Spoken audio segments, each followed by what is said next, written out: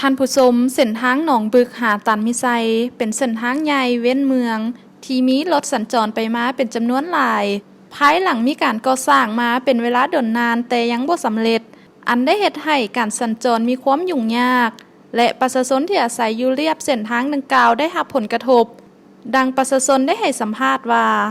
ภายหลังที่เขาเจ้าได้มาก่อสร้างนี่เฮ็ดให้เฮามีผลกระทบแนวใดโอ้มีผลกระทบบุกเอ้ยหนึ่งแล้วค้าขายก็บ่ได้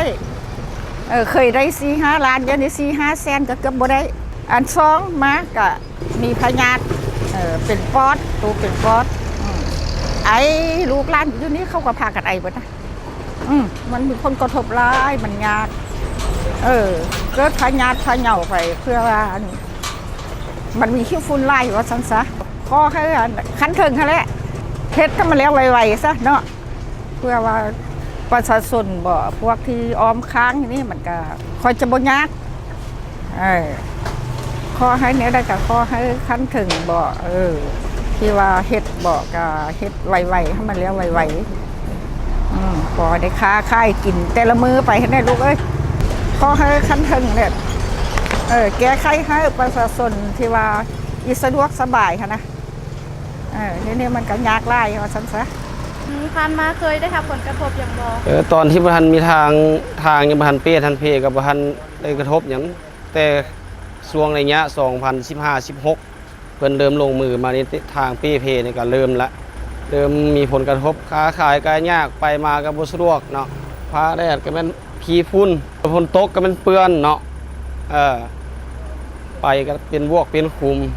ยามพาแดดก็มันกระทบกับสุขภาพนี่แหละขี้ฝุ่นง่ายกุมหมดเลยบ่เห็นทีบเลยเว้ยจักสิเฮ็ดจังได๋ปานได้สิแล้วอยากให้ทางภาคส่วนที่เกี่ยวข้องมาลงมาเบิ่งมากวดเบิ่งแหน่ว่าปีได้สิแล้วนี่นะประชาชนมันกระทบหลายละอีตนผู้อยู่แคมทางหาอยู่หากินแคมทางนี่แหละจนสิบ่มีเขาสิกินแล้วนี่หาเงินยากก็มีขี้ฝุ่นนี่แหละส่วนหลายเลยแม่นอันกระทบก็คือขี้ฝุ่น